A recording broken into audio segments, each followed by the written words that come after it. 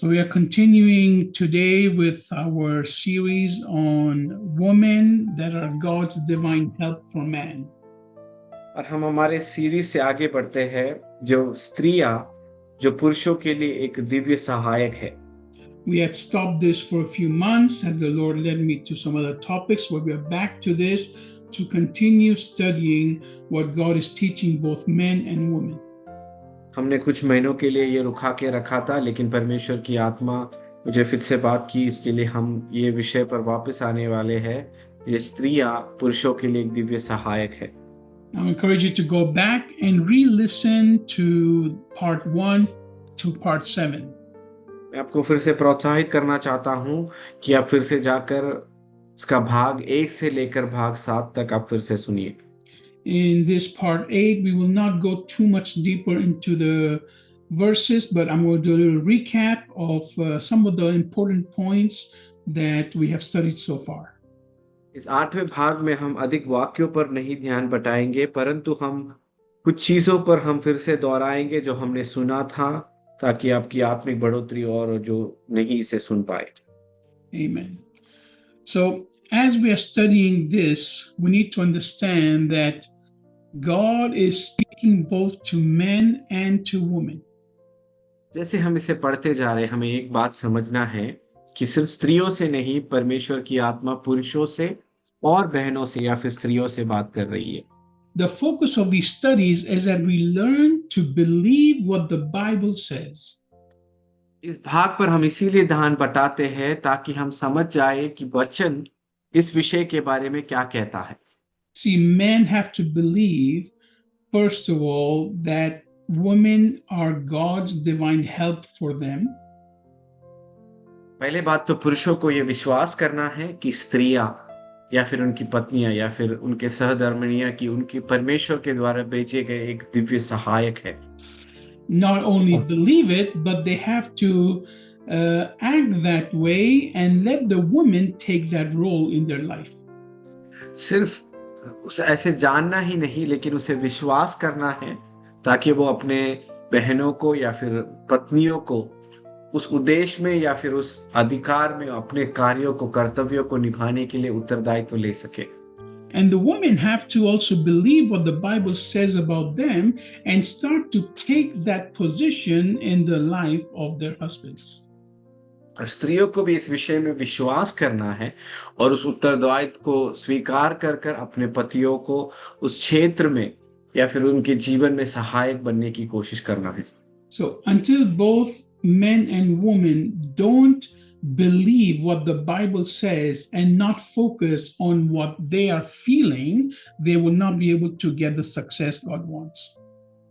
आप अपने जीवन में उस सफलता की पूर्णता पे नहीं पहुंच पाओगे जब तक आप सिर्फ ये जानकर जानकारी ना रखें, परंतु उसमें विश्वास कर कर उस पर कार्य करने लगे ताकि आपको सफलता पूर्ण हो पाए। So, in order to understand what God says about a woman of God in the Bible, we have been reading Proverbs chapter 31. इस विषय में कि स्त्रियां कैसे पुरुषों के लिए एक सहायक बन सकती है, हम नीति वचन 31वें अध्याय में ध्यान बटाकर उसमें से पढ़ रहे थे, जिसके बारे में हम सीखते जा रहे हैं। Now, I'll just mention a few things here that are important in Proverbs 31, as we have already been through them, through some of them, and we will continue going through them more deeply in the next sessions.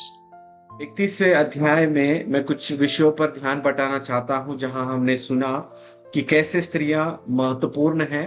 मैं फिर से उसे दोहराकर और बाकी की चीजें आगे आने वाले सप्ताह में मैं बताऊंगा। So, first of all, we understand that the woman is reliable in her decisions. और पहला हमने बताया कि एक स्त्री जो अपने निर्णयों पर स्थिर रहती है और या फिर हम इस पर विश्वास कर सकते हैं। Then her words are always to build you up. और उनके शब्द हमेशा आपको बनाने के लिए, ना कि आपको बिगाड़ने के लिए। And her hands are always ready to do hard work. और उनके हाथ हमेशा मेहनत करने के लिए है। They are not lazy and they don't wait to be told what to do. और वो आलस नहीं है और वो बाट नहीं जोतते कि उन्हें बताया जाए कि क्या करना चाहिए। and they go to far places to find the best prices. आमीन। वो दूर दूर तक जाकर अच्छे कम दामों वाले अच्छे चीजों को खोजने के लिए जाते हैं। They are fully capable of purchasing properties. और वो सामर्थशाली है ताकि वो वस्तुएं या फिर जमीन जायदाद खरीद सके। They are able to invest in multiple businesses at one time. आमीन। कई कारोबार में फलाना फलाना कारोबार में एक ही समय पर वो इन्वेस्ट कर सके या फिर अपना पैसा लगा सके, इसके लिए काबिल है वो। And they are completely confident in all the business plans they have. और वो पूर्ण रीति से निश्चयदारी है कि जिस जिस कामों में वो कार्य करे कि वो सफलता हो जाए। They are not afraid of the difficult seasons in life because they're already prepared ahead. उनको डर नहीं लगता कि कठिन परिस्थितियों का सामना कैसे करेंगे, ना कि वो तैयार है उस परिस्थितियों का सामना करने के लिए। They have a mind to design new things and to start new businesses. उनके पास नई चीजों को सिरजाने के लिए, कार्य को जीवन में लाने के लिए उनके पास बुद्धि और सामर्थ है। Now, as a result of all of these things, the husband is known and praised because of all these great things the wife is doing. ये फलाना चीजें जो भी इतने बताए गए हैं, इसके लिए पति उसके फल को और या फिर उसका कैसा फल आएगा उस पर भरोसा रखकर उन्हें कार्य करने की क्षमता देते।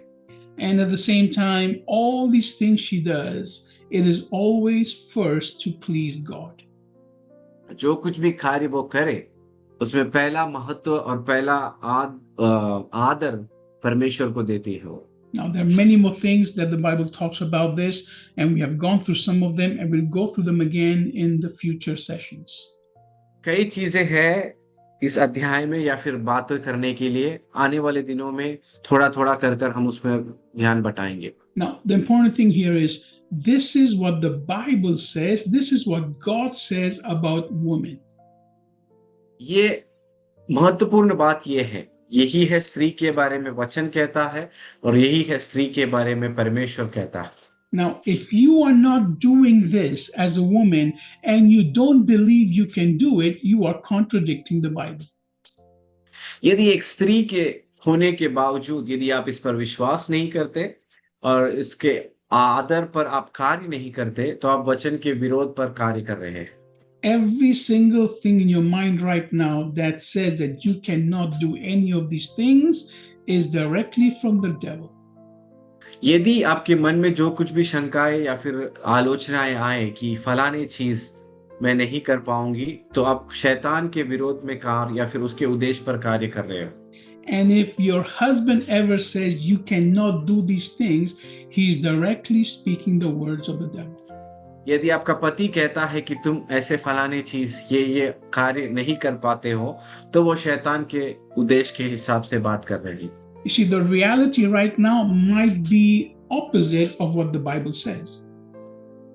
देखिए, परिस्थिति शायद विरोध में होगी या फिर उसकी अनुकूलता में नहीं होगी जिस हिसाब से वचन कह रहा है। That's why you believe these negative things about yourself, and your husband also might say these negative things about you. इसके लिए आप उसमें कमियां ढूंढकर वचन के विरोध पर आप अपने आप के बारे में ऐसा सोचते हो या फिर आपके शायद आपके पति भी ऐसा आपके बारे में सोचते होंगे। But here, husbands and wives have to understand one thing, that the potential within the wife is already dictated by God.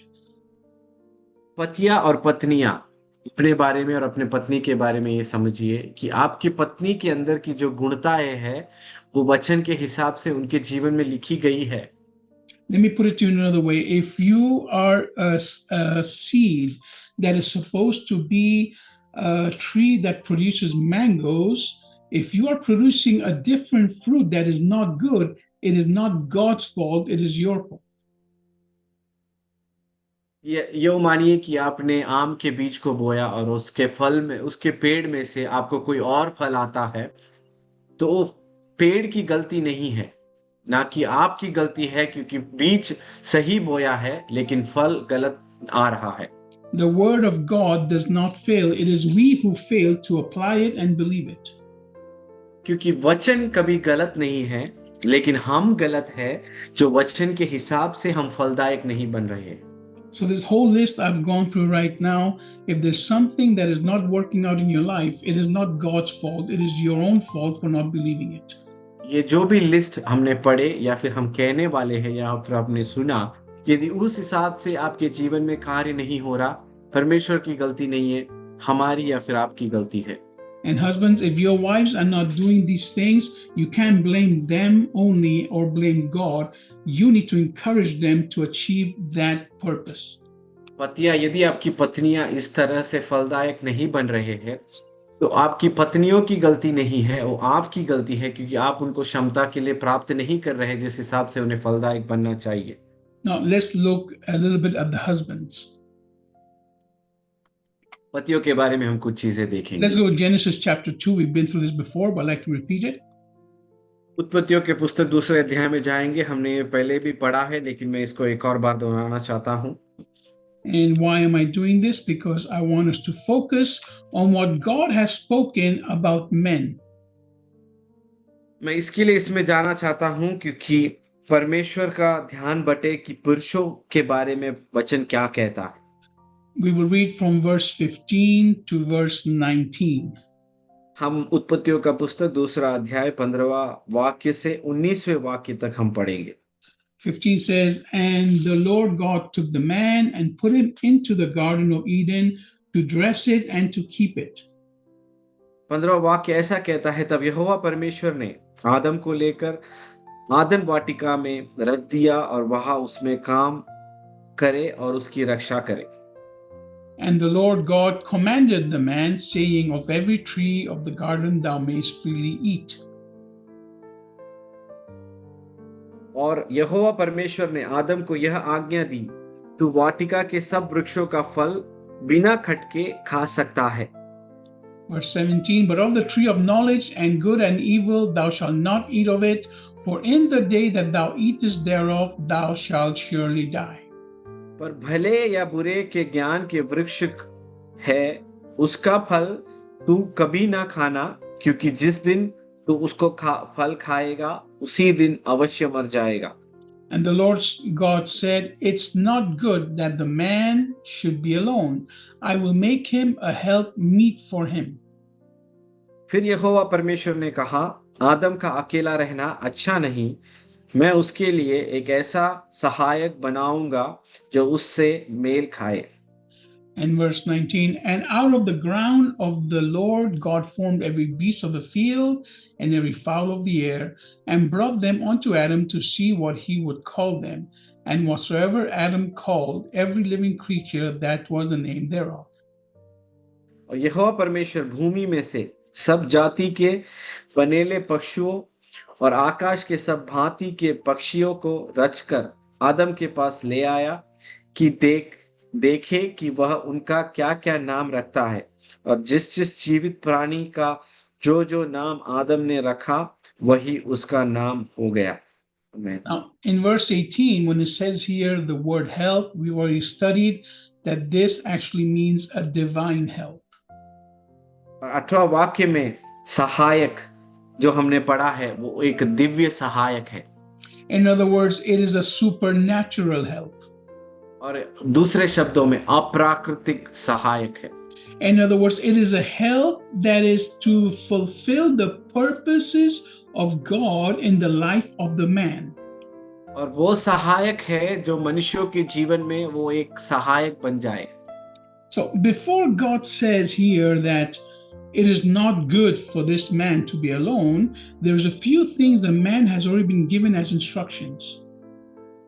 पहले ही बता जाए कि पुरुषों के लिए एक सहायक है, लेकिन उन्हें कुछ कुछ फलाने उत्तरदायित्व तो दिए गए जबकि उनके जीवन में एक सहायक की प्रवेश हुई। So the first thing is that the woman has been sent to help the man to be in God's presence. पहला बात तो ये है, पुरुषों के जीवन में स्त्री एक सहायक के तौर पर उनके जीवन में भेजा गया था। The woman has been sent to help the man to work with more ease and provide for his family. स्त्रियों को पुरुषों के जीवन में इसके लिए भेजा गया ताकि वो सहायक बन जाए और उनके जीवन को और आसान बना दिया जाए। The woman has been helped for man to guard everything he has and to plan for the future. स्त्रियों को इसके लिए भेजा गया ताकि उनके जीवन को सुरक्षित कर सके और उनके भविष्य के लिए उनको तैयार किया जा सके। The woman has been sent to help the man to keep God's commandments and to teach them to the children. और उस स्त्रियों को इसके लिए भेजा गया है ताकि उनके बच्चों को परमेश्वर की व्यवस्थाओं को सिखाए और उनको उसी मार्ग पर चलाए। And then also the man at this point was told to name all the animals. In other words, he had to study, he had to increase his intellectual knowledge, and the woman has been sent to help the man with this work as well. और पुरुषों को जब पेड़ पशुओं को जो हमने पढ़ा उनको बनाया गया तो उनको बुद्धि लगानी पड़ी और सोचना पड़ा और उनको पढ़ना पड़ा, और स्त्री को इसके लिए भेजा गया जब वो ये सब में से गुजरे उनको एक सहायक मिल जाए। So the key word here is to help. का मूल या फिर मुख्य वाक्य है कि सहायक। She is not there to take over these jobs. वो यहाँ इसीलिए नहीं कि आपके ऊपर से काम कर पाए। So the woman is not the one who's supposed to be in God's presence alone. तो स्त्री ऐसी एक व्यक्तित्व या फिर पात्र नहीं है कि सिर्फ परमेश्वर की उपस्थिति में बैठे। She's not supposed to be the only one working. और इतना ही नहीं, वो ये ऐसा नहीं कि स्त्री ही सिर्फ काम कर रहे। She's not supposed to be the only one that's guarding and planning for the future. और वो एक ऐसे मात्र व्यक्ति नहीं जो अपने भविष्य के लिए और अपने परिवार के लिए सोचे और इकट्ठा करे और अलग करके रखे। She's not the only one who's supposed to keep God's commandments and pass them on to the children. और वो ऐसे ही एक व्यक्ति नहीं है कि परमेश्वर की व्यवस्थाओं को रखे और सिर्फ परमेश्वर की व्यवस्थाओं का पालन करे। And she's not the only one who's supposed to be completely intellectual and studying all the time. सिर्फ ऐसे ही नहीं, स्त्री ही एकमात्र व्यक्ति है या फिर परिवार का हिस्सा है कि पढ़े और अपने बुद्धि को इस्तेमाल करे और उपयोग में लाए। Now, why am I focusing on this today, right now? और मैं क्यों आज इस विषय से बातें कर रहा हूं आज? It's because the man needs to first understand what his responsibilities are according to God, and then he needs to make sure the woman can help him. हमारे इस विषय या फिर सिखाने का उद्देश्य यह है कि पुरुष अपने उत्तरदायित्व को समझे और उस हिसाब से कार्य करे, फिर स्त्री या फिर अपने पत्नी को अपने उद्देश्य और उत्तरदायित्व में परिपूर्ण होने के लिए सहायक बन सके। And there, what man needs to do, man needs to share the plan and the vision God has given him for his life with his wife. आमीन। और पुरुषों का उद्देश्य या फिर उत्तरदायित्व है कि वो योजना और दर्शन भविष्य के बारे में, परिवार के बारे में और जो है अपनी पत्नी के साथ वो शेयर करे या फिर बटाए ताकि वो साथ मिलकर आगे बढ़ सके। And if the woman is receiving the vision from the man, she needs to appreciate that and understand that man is indirectly asking for your help and support. और स्त्रियों को जब इस दर्शन या फिर योजना अपने पति बताए तो स्त्रियों को ये समझना है कि वो बता रहे हैं ताकि वो आप उनके लिए एक सहायक बन सके, जैसे हमने पढ़ा। Now, many times what happens is the man will share a vision and the woman will many times laugh at it. कई बार ऐसा होता है कि पुरुष या फिर पतियां अपने योजनाओं को, दर्शनों को बताते हैं और स्त्रियों को उस पर हंसी आ जाती है। The man will do it once, after that he will never share again. एक बार वो वैसा करेंगे, फिर नहीं कभी दोहराएंगे यदि आप उन पर हंसे तो। If you don't trust your husband with his vision, he will not trust himself either. आमीन। यदि आपको अपने पति पर विश्वास नहीं आए, उनके उद्देश्य, उनकी योजना, उनकी आलोचना पर, तो वो अपने खुद पर विश्वास नहीं कर पाएंगे। You see, women are not supposed to help physically 100%. They're supposed to help with their words and their encouragement. देखिए, स्त्रियां सिर्फ शारीरिक तौर पर सहायक नहीं है, मानसिक तौर पर अपने बातों के द्वारा, अपने वाणियों के द्वारा उनको प्रोत्साहित करे, उन्हें भरोसा दे, उन्हें हिम्मत दे, वो भी उनकी काम है। At the same time, the men, when they ask for help, they need to be able to assign real responsibility to the wife in order to say, yes, I need your help. और जब पतियां ऐसे कहे, बातें करे, तो पत्नियों को ये समझना चाहिए कि हाँ, मेरे पति को मेरी सहायता की जरूरत है और मैं उनके लिए वो सहायक बनने वाली हूँ। And the husband needs to assign real responsibilities to the wife. आमीन। और उन पतियों को गंभीर उत्तरदायित्व को सौंपना है ताकि वो उस उत्तरदायित्व समझकर उनसे सौंप पाए। See, the wife will only believe that she can actually help you when you give to her full responsibility of certain areas of your life. आमीन। पत्नियों को तभी भरोसा और विश्वास होगा कि मैं ये कर पाऊंगी जब आप कुछ उत्तरदायित्व है और कुछ अपने जीवन के उस भाग को, क्षेत्र को गंभीर जिसे उन्हें सौंप दे ताकि उसे पूर्ण कर पाए।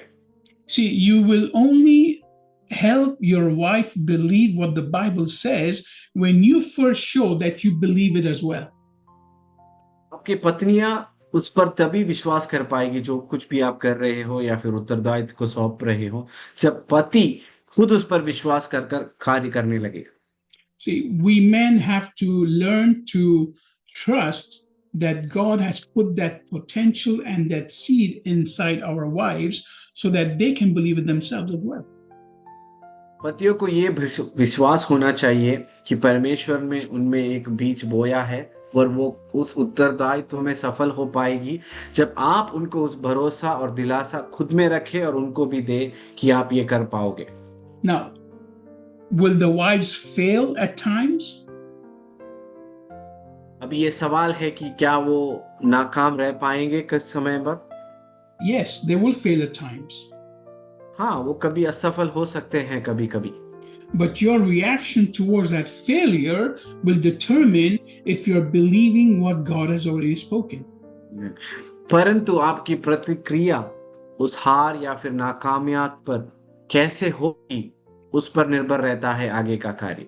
Let me ask you, men, how does God react towards your own failures? आमीन।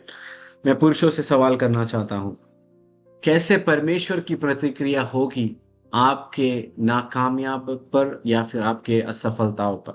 So, if you are supposed to be the image of Christ in your family, the way you react towards their failure, you're representing Christ.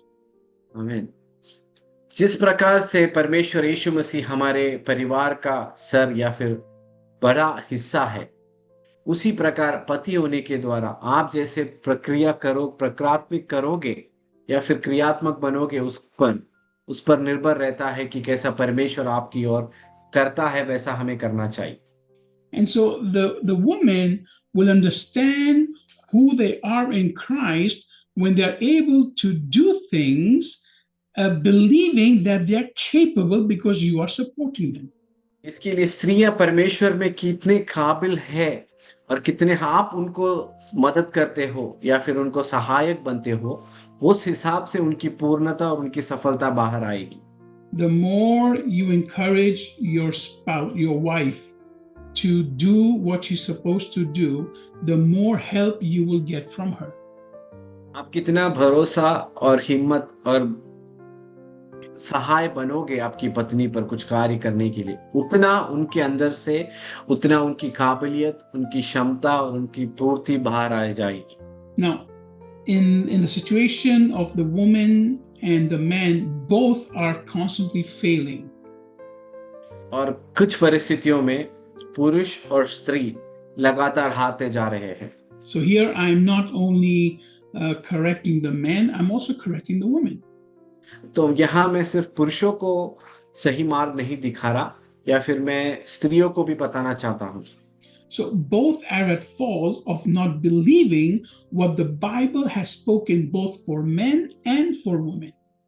इसके लिए दोनों नाकामयाब हो जाते हैं क्योंकि हम वचन के उस हिसाब से कार्य नहीं करते जो पुरुषों के प्रति और स्त्रियों के प्रति बताया गया है।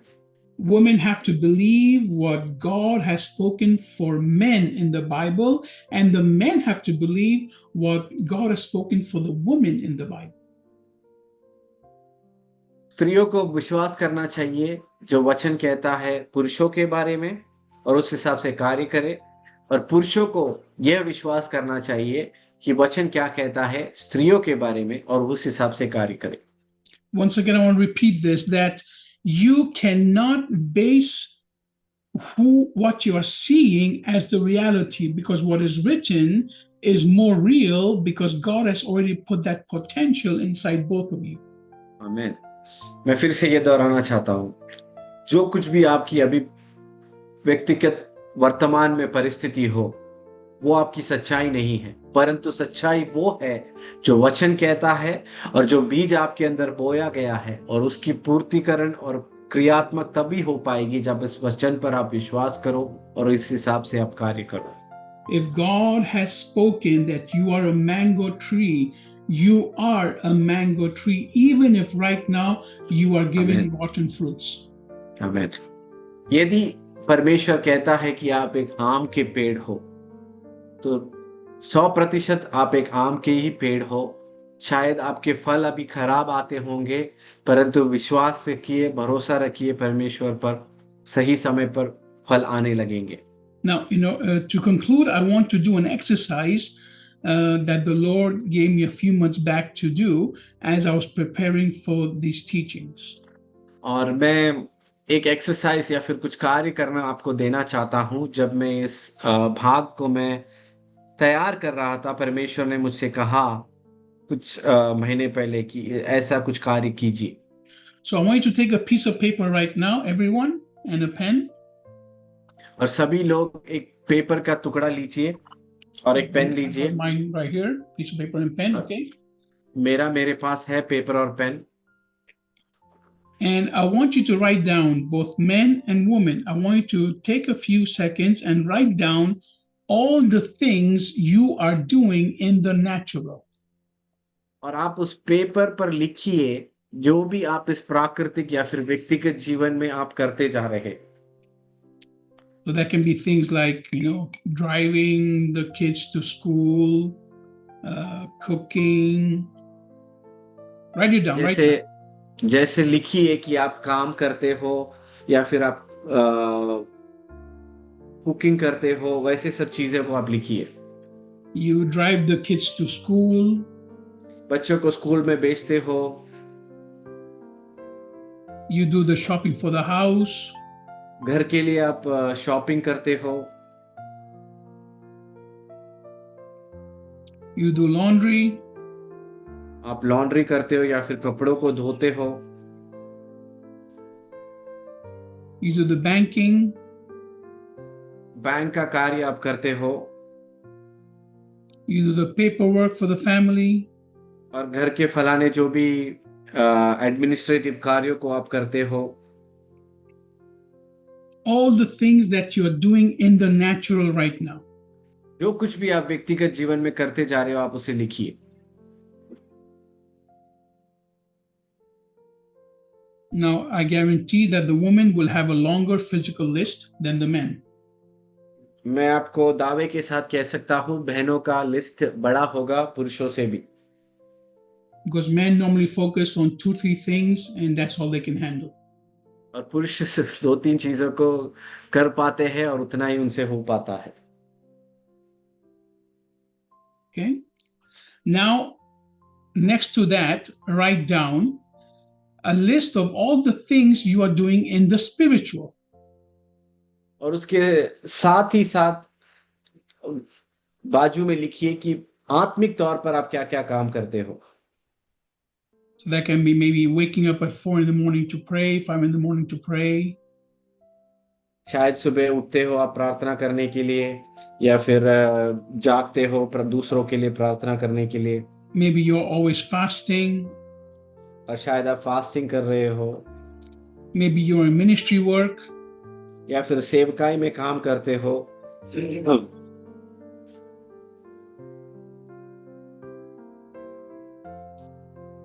Maybe also the gifts that the Lord has given you, of the Holy Spirit gifts.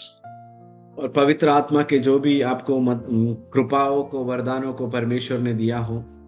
Write down all the spiritual things you're doing as well. जो कुछ भी आत्मिक कार्यों को आप करते हो, आप उसे लिखिए।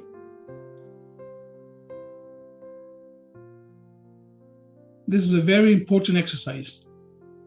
और ये बहुत उत्तरदायित्व कार्य है, because the Holy Spirit today is going to correct all of us.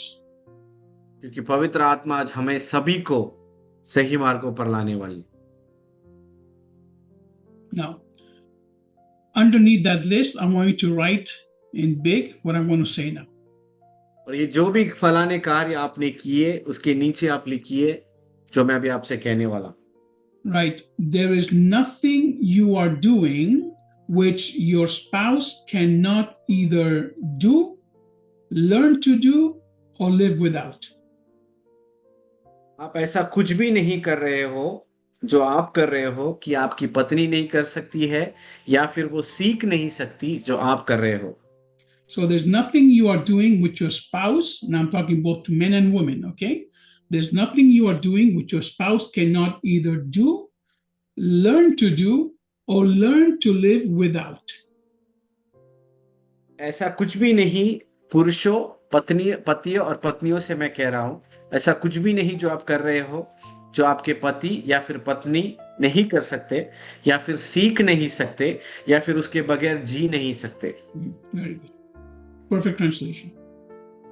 Thank you. Thank you, Pastor.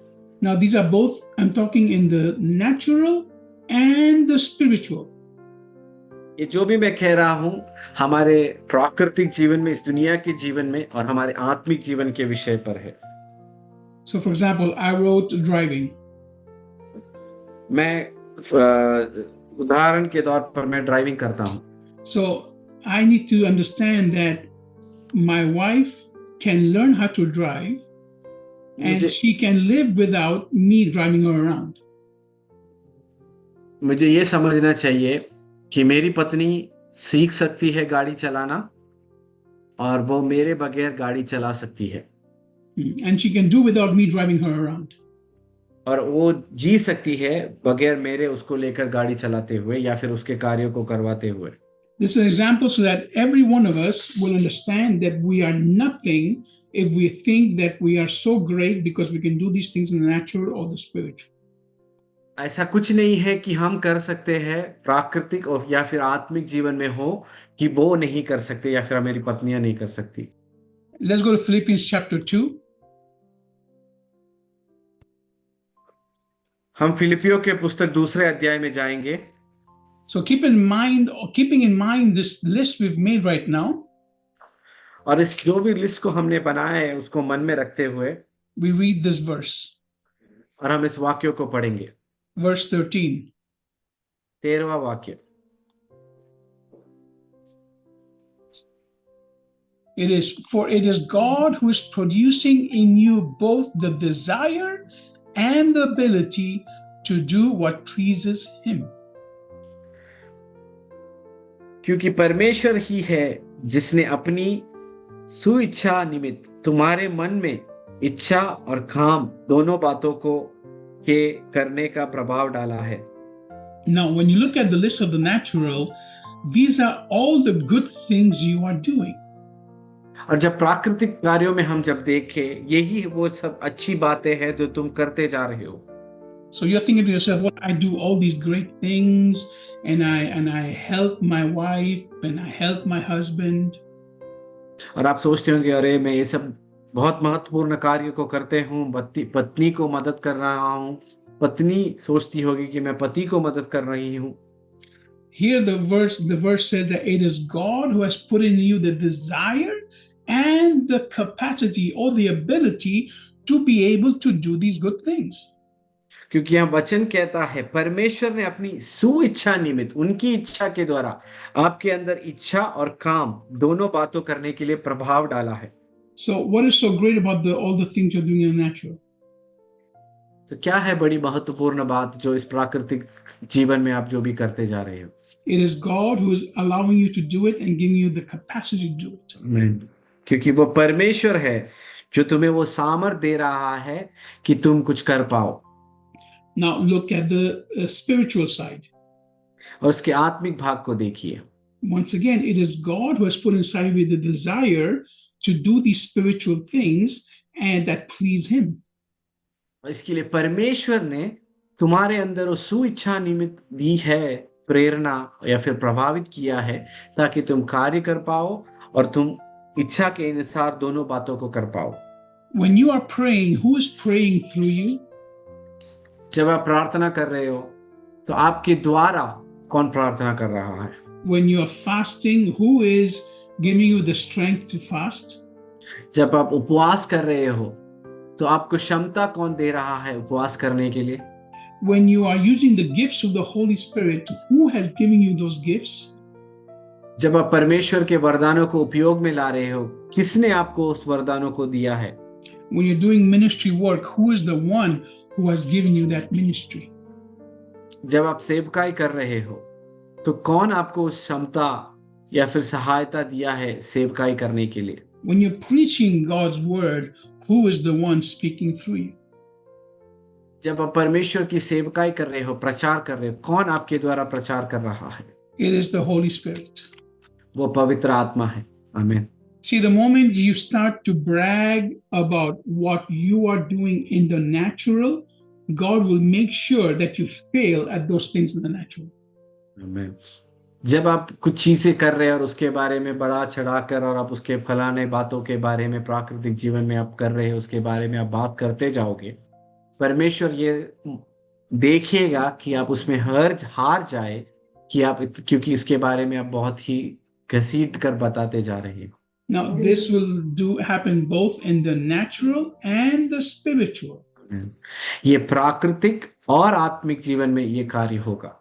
In other words, if you are growing too much in your head, in other words, your head is filling up with hot air about the great things you're doing in the natural and the spiritual, God will make sure you start to fail at them to bring you down. आमीन। यदि आप कुछ करते जा रहे हो, आप मेहनत कर रहे हो, काम कर रहे हो प्राकृतिक में, आप सेवकाई कर रहे हो, अनुवाद कर रहे हो, आत्मिक पर प्रचार कर रहे हो और अब उसके आपके मन में आप घमंड बढ़ते जा रहा है, उसके बारे में आप फुगा कर सोचते जा रहे हो, परमेश्वर यह ख्याल रखेगा कि आप उस सभी विषयों में हार जाए ताकि आपको परमेश्वर दीन रख पाए। So I'll repeat once again that phrase, there is nothing you are doing which your spouse cannot either do, learn to do, or learn to live without. ऐसा कुछ नहीं है जो आप कर रहे हो, आपकी पति या फिर पत्नी नहीं कर पाए या फिर वो सीख नहीं पाए या जिसके बगैर वो जी नहीं पाए। So you need to start to read the Bible and believe what the Bible says about what your potential is as a man and what your potential is as a woman.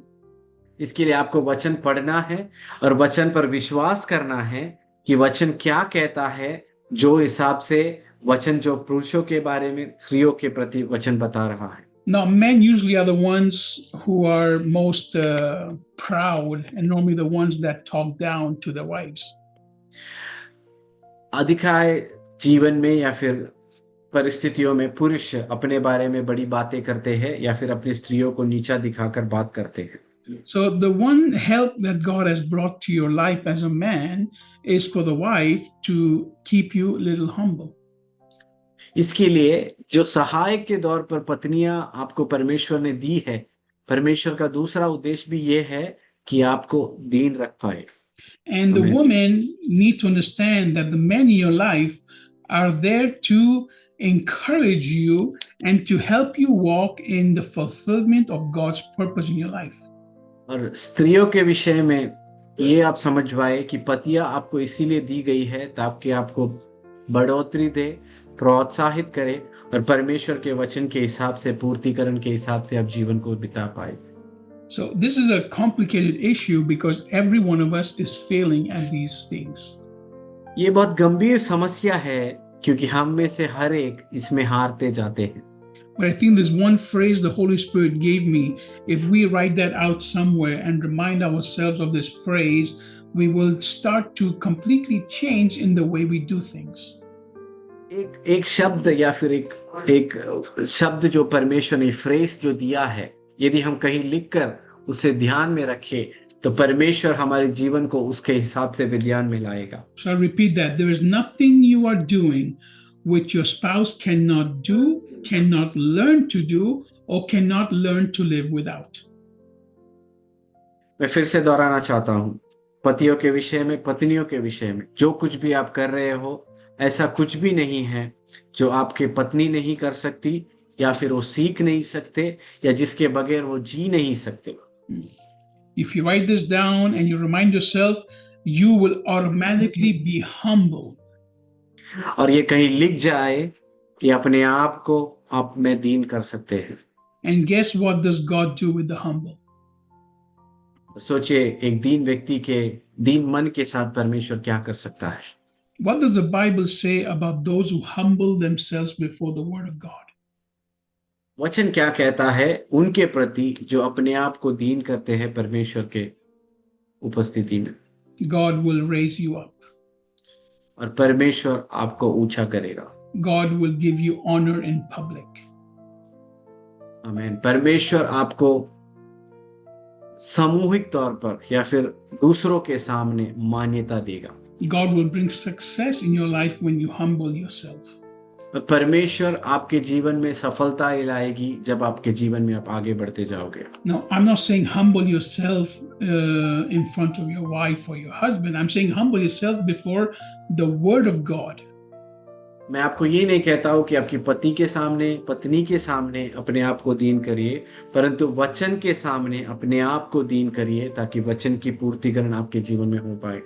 But if you are able to humble yourself in front of man, you will be able to humble yourself before God as well. आमीन। यदि मनुष्यों के सामने आप अपने आप को दीन कर पाओगे तो परमेश्वर के सम्मुख आप अपने आप को दीन कर पाओगे। We have Jesus Christ as our example, who humbled himself all the way even onto being insulted and killed innocently. परमेश्वर यीशु के मसीह के द्वारा हमें ऐसा दृष्टांत और दृश्य करने मिलता है जिसने अपने आप को दीन किया इस तौर पर कि उनके लज्जित किया जाए, पीड़ित किया जाए परमेश्वर को। And then God, because of that humbleness, he raised him up to a name that's above every name. आमीन। उनकी दीनता की वजह से प्रभु परमेश्वर ने उन्हें हर नाम से ऊंचा नाम कर कर बनाकर रख दिया। Praise God. So with this, I want to encourage you to believe what the Bible says about the woman in your life, and to believe what God says about the men in your life. इसके लिए मैं आपको प्रोत्साहित करता हूं कि विश्वास करें कि पुरुष या फिर पति आपके जीवन में कितना महत्वपूर्ण है, उसी प्रकार स्त्रियां जो सहायक है आपके जीवन में कितने महत्वपूर्ण है एक दूसरे के जीवन के लिए। So we'll continue with the Proverbs 31, the different things we are talking about women, and next week we continue with that, and I believe God will continue to heal relationships and to bring us to a place where we can be completely blessed as a family. इसके लिए हम विश्वास करेंगे कि परमेश्वर हमें उस मार्ग पर, उस चौर पर पहुंच जाए जहां हमारे लिए एक चिकित्सा हो जाए या फिर एक चंगाई मिल जाए मानसिक और हृदय के द्वारा, कि एक पति या फिर एक पत्नी होने के तौर पर जीवन के उस परिस्थिति में हम पहुंच जाए जहां एक दूसरे के लिए सहायक बन जाए और कमियों को समझकर आगे बढ़ पाए। आमीन। God bless you. परमेश्वर आपको आशीष करे।